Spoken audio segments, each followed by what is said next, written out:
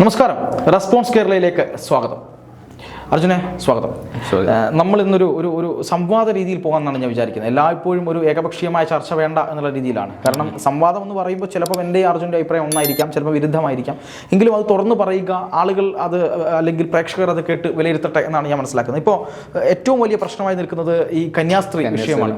അതായത് ഈ പറയുന്നത് പോലെ ഛത്തീസ്ഗഡിൽ ഇപ്പോൾ വലിയ വിഷയം നടക്കുകയാണ്. അവിടെ 2 കന്യാസ്ത്രീകളെ അവിടുത്തെ പോലീസ് അറസ്റ്റ് ചെയ്തു. ബജ്രംഗ് ദൾ പ്രവർത്തകരാണ് അവരെ പിടിച്ച് പോലീസിൽ ഏൽപ്പിച്ചിട്ടുള്ളത്. എന്തിന്റെ പുറത്താണ് അവരെ അറസ്റ്റ് ചെയ്തതെന്ന് ചോദിക്കുമ്പോൾ മതപരിവർത്തനമാണ് അവിടെ നടന്നത്. മതപരിവർത്തനവുമായി ബന്ധപ്പെട്ട് 2 മനുഷ്യക്കടത്ത്, 2 കുട്ടികളെ പെൺകുട്ടികളെ അവരെ കൊണ്ടുവന്നിട്ടുണ്ടായിരുന്നു. ആ പെൺകുട്ടികളോട് അവിടെയുള്ള പ്രവർത്തകർക്ക് സംശയം തോന്നി ചോദിച്ചപ്പോൾ അവർക്ക് അതിനെപ്പറ്റി കാര്യങ്ങൾ അറിയില്ല. എങ്ങോട്ടാണ് കൊണ്ടുപോകുന്നത് എന്ന് അവരുടെ വീട്ടുകാരോട് വിളിച്ചു ചോദിച്ചപ്പോൾ അവർക്കും അറിയില്ല. ഒരു പെൺകുട്ടിക്ക് എനിക്ക് തോന്നുന്നു ഒരു പെൺകുട്ടിയുടെ സമ്മതം ഉണ്ടായിരുന്നു തോന്നുന്നു. ഒരു പെൺകുട്ടിക്ക്, മറ്റു പെൺകുട്ടിക്കാണ് അതിന്റെ സമ്മതമില്ലായിരുന്നു. അവരുടെ വീട്ടുകാർക്കും അറിയാതിരുന്നു. അതിന്റെ ഭാഗമായിട്ട് കേസ് വരുന്നു. കന്യാസ്ത്രീകൾ തുറങ്കിലടക്കപ്പെടുന്നു. ജാമ്യം കിട്ടിയിട്ടില്ല. ഇന്നലെ ജാമ്യം തള്ളി.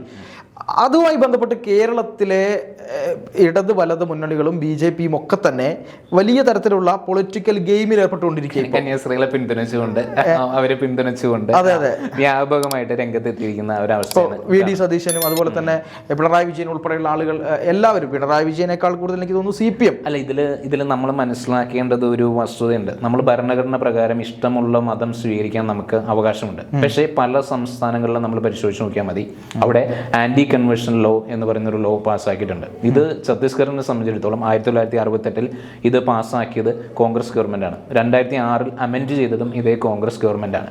അങ്ങനെ അവിടെ ഈ പറയുന്ന പോലെ മതപരിവർത്തനത്തിന് ഒരാളെ വിധേയമാക്കണമെന്നുണ്ടെങ്കിൽ അവരുടെ കുടുംബത്തിന്റെ സമ്മതം പോലും ആവശ്യമുണ്ട്.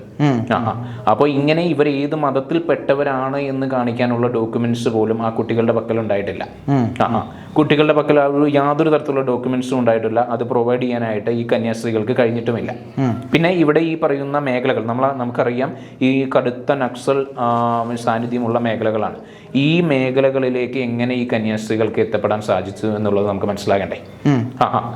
ഈ പറയുന്ന ഒരു മേഖലകളിലേക്ക് എത്താൻ ഈ പറയുന്ന കന്യാസ്ത്രീകൾക്ക് എങ്ങനെ സാധിച്ചു എന്നുള്ളത് നമ്മൾ ബോധ്യപ്പെടേണ്ടതാണ്. പിന്നെ ഇതുമായിട്ട് ബന്ധപ്പെട്ടുകൊണ്ട് നമ്മൾ മനസ്സിലാക്കേണ്ട മറ്റൊരു വസ്തുത എന്നത്, തീർച്ചയായിട്ടും ബജ്രംഗ് ദളിന്റെ പ്രവർത്തകർക്ക് ഈ പറയുന്ന പോലെ നിയമം കയ്യിലെടുക്കാൻ അവകാശമില്ല.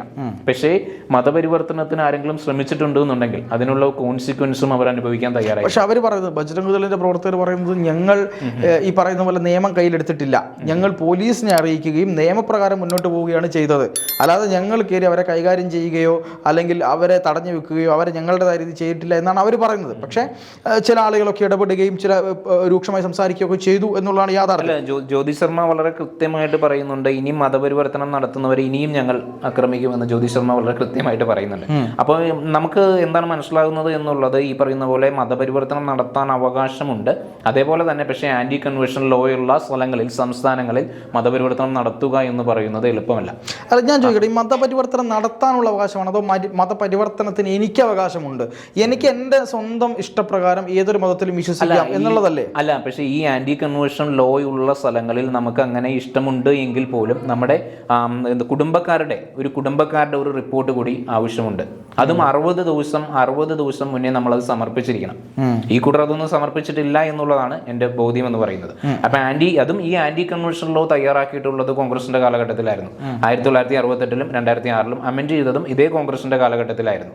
അപ്പോൾ മതപരിവർത്തനം നടത്താനായിട്ട് പുറപ്പെടുന്ന ഈ മിഷണറിമാരായിക്കൊള്ളട്ടെ, ഈ ഇവാഞ്ചലിസ്റ്റുകളായിക്കൊള്ളട്ടെ, അവർ അതിനുള്ള കോൺസിക്വൻസുകളും ബെയർ ചെയ്യാൻ തയ്യാറായിരിക്കണം. അപ്പോൾ നമ്മളിപ്പോൾ ഈ പറയുന്ന എന്താണ് സുരേഷ് ഗോപി ഈ പറയുന്ന മാതാവിന്റെ രൂപവുമായിട്ട് തൃശ്ശൂർ ചെല്ലുന്നു, ദേ കണ്ടില്ലേ ഇപ്പോൾ ഛത്തീസ്ഗഡിൽ എന്താണ് നടക്കുന്നത് എന്നെല്ലാം നമ്മൾ ചോദിക്കും. പക്ഷെ ഞാൻ ചോദിക്കുന്നത്, ഈ പറയുന്ന സുരേഷ് ഗോപി അങ്ങനെ ചെയ്തു എന്നതുകൊണ്ട് ഇവർ നടത്തുന്ന മതപരിവർത്തനത്തെയും ഇവർ നടത്തുന്ന മനുഷ്യക്കടത്തിനെയും അനുകൂലിക്കണമെന്നാണോ അപ്പോൾ ഈ കൂട്ടർ പറയുന്നത്? അല്ല, അത് വലിയൊരു ചോദ്യമാണ്. കാര്യം ക്രിസ്ത്യൻ, മുസ്ലിം, ഹിന്ദു എന്നതൊക്കെ വിടാം, നിയമവിരുദ്ധമായ പ്രവർത്തനങ്ങൾ നടത്തുമ്പോൾ അത് തിരുസഭയുടെ വസ്ത്രമണിഞ്ഞ ആൾക്കാരായാലും അല്ലെങ്കിൽ ഏതെങ്കിലും ഉസ്താദുമാരായാലും ഏതെങ്കിലും ഒരു പൂജാരി ആയാലും അവർക്കൊക്കെ നിയമം തുല്യമല്ലേ എന്നുള്ളതാണ് പ്രധാനമായിട്ട് ചോദ്യം വരുന്നത്. അതല്ല, പിന്നെ മറ്റൊരു വസ്തുത എന്ന് പറയുന്നത്, എന്തുകൊണ്ടാണ് ഈ കൂട്ടർ, ഈ പറയുന്ന ക്രിസ്ത്യൻ മിഷണറി പ്രവർത്തകർ എന്തുകൊണ്ടാണ് ഈ തെറിയുന്ന ദാരിദ്ര്യം അനുഭവിക്കുന്നത് ഈ ആദിവാസികൾ മാത്രമേ ഉള്ളൂ? സച്ചാർ കമ്മിറ്റി റിപ്പോർട്ട് പ്രകാരം ഇന്ത്യയിലെ മുസ്ലിങ്ങൾ അതിദരിദ്രരല്ലേ? ഇപ്പോൾ കേരളത്തിൻ്റെ സ്ഥിതിയല്ല, അതിദരിദ്രരല്ലേ? എന്തുകൊണ്ടാണ് അവർക്ക് ഈ പറയുന്ന ഇസ്ലാമിക ഭൂരിപക്ഷ സ്ഥലങ്ങളിൽ നമ്മളൊന്ന് പരിശോധിച്ച് നോക്കിയാൽ മതി, കാശ്മീരോ ഈ പറയുന്ന ബംഗാളോ അതോടൊപ്പം തന്നെ തെലുങ്കാനയോ എന്തിനേറെ നമ്മുടെ മലപ്പുറത്ത് പോലും ഈ പറയുന്ന മതപരിവർത്തനം നടത്താൻ കഴിയാത്തത്? നടത്താൻ അവർക്ക് കഴിയുമോ? അല്ലെങ്കിൽ അവരുടെ ഈ പറയുന്ന ദാരിദ്ര്യം മാറ്റാനുള്ള ടെക്നിക്കൽ അവിടെ നടത്താൻ അവർക്ക് കഴിയുമോ? കഴിയില്ല എന്നുള്ളതാണ് ഉത്തരം എന്ന് പറയുന്നത്.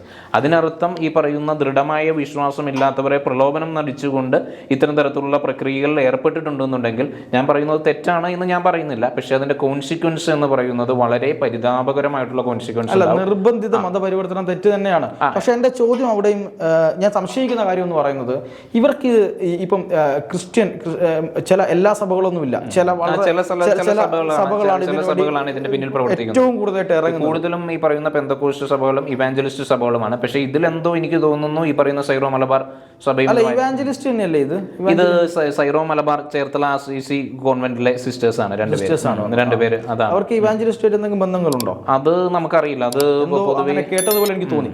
ഞാൻ പറയുന്നത് ഈ ആദിവാസി വിഭാഗങ്ങൾക്കിടയിൽ അല്ലെങ്കിൽ ദരിദ്ര വിഭാഗങ്ങൾക്കിടയിൽ ഇത്തരത്തിൽ എന്താണ് ഒരു സ്പേസ് ഉണ്ട് എന്ന് കണ്ടിട്ടാണ് അവർ അവരുടെ ദാരിദ്ര്യം മാറ്റാൻ എന്ന വ്യാജേനെ അവരിത് കൊണ്ടുവരികയാണ്. അവിടെ നമ്മുടെ ഈ ഹിന്ദു അല്ലെങ്കിൽ ഈ സനാതന സംസ്കാരം അതിന് ഉത്തരവാദികളല്ലേ? കാരണം എന്ന് വെച്ചാൽ അവിടെ ഇത്രയും ദാരിദ്ര്യമുള്ള ഈ ആദിവാസികളെ പുനരധിവസിപ്പിക്കാൻ സർക്കാരിന് സാധിക്കുന്നില്ല, ഹിന്ദു മതവിഭാഗങ്ങൾക്ക് സാധിക്കുന്നില്ല, RSSന് സാധിക്കുന്നില്ല. അങ്ങനെ നമ്മളുടെ കുറ്റങ്ങൾ അല്ലെങ്കിൽ നമ്മളുടെ എന്താണ് ഉള്ളിലെ പ്രശ്നങ്ങൾ മാറ്റാതെ ആ സ്പേസിലേക്ക് കയറുന്ന മറ്റുള്ളവരെ കുറ്റം പറഞ്ഞിട്ട് കാര്യമുണ്ടോ എന്നൊരു ചോദ്യം കൂടെ ഉണ്ട്. തീർച്ചയായിട്ടും ഈ പറയുന്ന ഹിന്ദു സമൂഹത്തിലെ ജാതീയത തന്നെയാണ് ഈ പറയുന്ന ക്രിസ്ത്യൻ മിഷണറിമാർക്ക് സ്പേസ് ഒരുക്കി കൊടുക്കുന്നത്. ഈ പറയുന്ന ജാതീയത എനിക്ക് തോന്നുന്നില്ല ഹിന്ദു സമൂഹത്തിൽ അവസാനിക്കുമെന്ന് എനിക്ക് തോന്നുന്നില്ല. അപ്പൊ അതുകൊണ്ട് ഈ ക്രിസ്ത്യൻ മിഷണറിമാർക്ക് മുതലെടുക്കാനായിട്ട് വളരെയധികം സഹായകരമായിട്ടുള്ള എല്ലാ പദ്ധതികളും ചെയ്തു കൊടുക്കുന്നത് ഈ ഹിന്ദു സമൂഹത്തിലെ മ്ലേച്ഛമായിട്ടുള്ള ജാതി ചിന്തയും ഈ പറയുന്ന ജാതീയമായിട്ടുള്ള വേർതിരിവുകളും തന്നെയാണ്. അപ്പൊ അതിനെ നിയന്ത്രിക്കാനായിട്ട് എനിക്ക് തോന്നുന്നില്ല കഴിയുമെന്ന് എനിക്ക് തോന്നുന്നില്ല. അതുകൊണ്ട് തന്നെയാണ് ഈ പറയുന്ന ക്രിസ്ത്യൻ മിഷണറികൾക്ക് ഇത്രമാത്രം ഈ പറയുന്ന സ്വാധീനം, അതും ഒരു നക്സൽ മേഖലയിൽ, നമ്മൾ ഓർക്കണം, ഒരു നക്സൽ മേഖലയിൽ ഏർപ്പെടുത്താൻ കഴിയുന്നത്. അതുമാത്രമല്ല ഈ പറയുന്ന ഷെയ്ഖ് ഹസീന മുമ്പ് ഈ പറയുന്ന പ്രധാനമന്ത്രി പദത്തിൽ ഇരുന്നപ്പോൾ അവരൊരു അഡ്രസ്സ് ചെയ്തിരുന്നു. അവർ പറയുന്നു ബംഗ്ലാദേശിന്റെയും ഈ പറയുന്ന മ്യാൻമാറിന്റെ ബോർഡർ കേന്ദ്രീകരിച്ചുകൊണ്ട് ഈ പറയുന്ന മിഷണറിമാർ ഒരു വ്യാപകമായിട്ട് മതപരിവർത്തന ശ്രമങ്ങൾ നടത്തിവരുന്നു. അതിലൂടെ അവർക്കൊരു ക്രിസ്ത്യൻ സംസ്ഥാനം രൂപീകരിക്കണം എന്നുള്ള ഒരു ആശയമുണ്ട്. അതിനായിട്ട് ഫണ്ട് ലോകത്തിന്റെ പല ഭാഗത്തു നിന്നുകൊണ്ടും അങ്ങോട്ട് ഒഴുക്കുന്നുണ്ട് എന്നുള്ളത് ഷെയ്ഖ് ഹസീന പറഞ്ഞു. നമ്മളിപ്പോൾ ഈ ഛത്തീസ്ഗഡുമായി പറഞ്ഞപ്പോൾ അതുമായിട്ട് ഏകദേശം ബന്ധിപ്പിക്കാവുന്നതാണ്. അതുമാത്രമല്ല, നോർത്ത് ഈസ്റ്റിലെ ഒരു സംസ്ഥാനത്തിന്റെ മുഖ്യമന്ത്രി അമേരിക്കയിൽ പോയപ്പോൾ അവിടെ തന്നെ ഒരു വിഘടനവാദ ശ്രമത്തിന്റെ ഒരു സ്പീച്ച് നടത്തിയിരുന്നു. ഈ പറയുന്ന പോലെ ഒരു ക്രിസ്ത്യൻ രാഷ്ട്രം നിർമ്മിക്കണമെന്നുള്ള ഒരു ആഗ്രഹം അവിടെ പ്രകടിപ്പിച്ചിരുന്നു. എന്നിരുന്നാലും നമ്മൾ ഈ പറയുന്ന ക്രിസ്ത്യൻ മിഷണറിമാർ ചെയ്യുന്ന ദാരിദ്ര്യത്തെ ഈ പറയുന്ന പോലെ ഇല്ലാതാക്കാൻ ചെയ്യുന്ന നന്മ നിറഞ്ഞ പ്രവൃത്തികളെ നമ്മൾ അംഗീകരിക്കുന്നു. പക്ഷേ അതിനെ മതം ഒരു ടൂളായി ഉപയോഗിച്ചുകൊണ്ട് അവരെ പ്രലോഭിപ്പിച്ചുകൊണ്ട് അവരെ ഈ പറയുന്ന പോലെ പാൽപ്പൊടി കൊടുത്തുകൊണ്ട് മതപരിവർത്തനത്തിന് വിധേയമാക്കുന്ന ഈ ശ്രമങ്ങളെയാണ് നമ്മൾ എതിർക്കുന്നത്. തീർച്ചയായിട്ടും. എന്തായാലും ഈ പറയുന്നത് പോലെ അതിന് ഞാൻ ഒന്നുകൂടി പറയുന്നു, അതിന് സമ്പൂർണ്ണമായിട്ട് കാരണമായിട്ടുള്ളത് ഈ ഹിന്ദു സമൂഹത്തിലെ ജാതീയതയും ഈ ഹിന്ദുത്വ ഈ പറയുന്ന തീവ്രമായിട്ടുള്ള തങ്ങൾ എന്തോ വലിയ ഉന്നത കുലജാതരാണ് എന്ന് കരുതുന്ന ഒരുപാട് ഈ ഹിന്ദു സമൂഹത്തിലെ ഈ മുന്നോക്കക്കാർ തന്നെയാണ്. തീർച്ചയായിട്ടും. അപ്പോൾ ഒരു കാര്യമാണ് ഇതിലൂടെ പറയാനുള്ളത്. അതായത് ഇന്ത്യ പോലത്തെ ഒരു ജനാധിപത്യ രാജ്യത്ത് എല്ലാ മതവിഭാഗങ്ങളും പരസ്പരം ഒരു സാഹോദര്യവും സൗഹൃദവും വെച്ച് പുലർത്തുക. അപ്പം അപ്പുറത്തും ഇപ്പുറത്തുമുള്ള ആളുകളെ മതം മാറ്റാൻ ശ്രമിക്കുന്നതും ആ മതം മാറ്റാനുള്ള സ്പേസ് കൊടുക്കുന്നതും ഒപ്പം സ്വന്തം മതങ്ങളിലെ ഇത്തരത്തിലുള്ള ജാതീയതയും സവർണാധിപത്യവും ഒക്കെ തന്നെയാണ് ഇതിന് കാരണമാകുന്നത്. എല്ലാവരത്തിനും നിയന്ത്രണം ഏർപ്പെടുത്തേണ്ട സമയമായിരിക്കുന്നു എന്നുള്ളതാണ് യാഥാർത്ഥ്യത്തിന്റെ വശം. അല്ലെങ്കിൽ തിരുവസ്ത്രം അണിഞ്ഞതുകൊണ്ട് മാത്രം ആരും ഒരു നിയമത്തിനും പുറത്തു പോകുന്നില്ല. മാത്രവുമല്ല, കേരളത്തിലെ പൊളിറ്റിക്സ് എന്ന് പറയുന്നത് ചീപ്പ് പൊളിറ്റിക്സ് ആണ് കേരളത്തിൽ നടന്നുകൊണ്ടിരിക്കുന്നത്. അവിടെ ഈ ഛത്തീസ്ഗഡിൽ ഇത്രയും ആളുകൾ ഇത്രയും പ്രശ്നം വന്ന സമയത്തും കേരളത്തിൽ CPM-നോ കോൺഗ്രസിനോ ഛത്തീസ്ഗഡിൽ ഒന്നും ചെയ്യാൻ കഴിയില്ല. അവിടെ അനൂപ് ആന്റണി എന്ന് പറയുന്ന അർജുനെ ഞാൻ പറയുന്നത് വെച്ചാൽ ഈ BJP-യുടെ സംസ്ഥാന ജനറൽ സെക്രട്ടറി അനൂപ് ആന്റണി അവിടെ പോയി ക്യാമ്പ് ചെയ്ത് അവരോട് സംസാരിച്ച് അവർക്കൊരു തെറ്റ് പറ്റിയിട്ടുണ്ടെങ്കിൽ ആ തെറ്റിനോട് ക്ഷമിച്ച് അവരെ തിരികെ കൊണ്ടുവരാനുള്ള ശ്രമം കൂടി അവർ നടത്തുന്നു. അല്ല ഞാൻ ചോദിക്കുന്നത് ഇതേ കോൺഗ്രസ് തന്നെയാണ് ഈ ആന്റി കൺവേർഷൻ ലോ അവിടെ പാസ്സാക്കിയിരിക്കുന്നത്. അത് ശരിയാണ്. എന്നിട്ട് എന്തർത്ഥത്തിലാണ് കോൺഗ്രസ് ഇതിനെതിരെ പ്രതികരിക്കുന്നത്? അതാണ് ഞാൻ ചോദിക്കുന്നത്. അതൊന്നും ചോദിക്കാൻ അപ്പോൾ ജനങ്ങളുടെ മുന്നിൽ ഈ പറയുന്ന പോലെ കണ്ണിൽ പൊടിയിട്ട് എന്തുകൊണ്ടായിരിക്കാം കോൺഗ്രസിന് അവിടെ അത്തരത്തിലൊരു ലോ പാസ്സാക്കേണ്ടി വന്നത് അതും BJP ശക്തമായിരിക്കുന്ന സമയത്തല്ല ഇത് പാസ്സാക്കിയത്. അല്ല 1968 കാലഘട്ടങ്ങളിലാണ് അന്ന് BJP ശക്തമാണ്. അസമിൽ അപ്സ കൊണ്ടുവന്ന സമയത്തും രാജീവ് ഗാന്ധി ആയിരുന്നല്ലോ. അപ്പൊ ഇത് ഞാൻ പറയുന്നത് ഇത്ര മാത്രമേ ഉള്ളൂ. മതപരിവർത്തനത്തിനായിട്ട് ഇറങ്ങി പുറപ്പെട്ടിട്ടുണ്ടെന്നുണ്ടെങ്കിൽ അതിന്റെ കോൺസിക്വൻസുകൾ ഈ കൂട്ടർ ബെയർ ചെയ്യാൻ തയ്യാറായിരിക്കണം. തീർച്ചയായിട്ടും അതിന്റെ പേരിൽ കേരളത്തിൽ ഈ ചീപ്പ് പൊളിറ്റിക്സ് അതല്ലാതെ ഈ പറയുന്ന ഗ്രഹാം സ്റ്റെയിൻസിനെ പറഞ്ഞുകൊണ്ടോ മറ്റു മിഷണറിമാരെ പറഞ്ഞുകൊണ്ടോ ഈ പറയുന്ന അക്രമങ്ങൾ പറഞ്ഞുകൊണ്ടോ സിമ്പതി പിടിച്ചു പറ്റാനല്ല ശ്രമിക്കേണ്ടത്.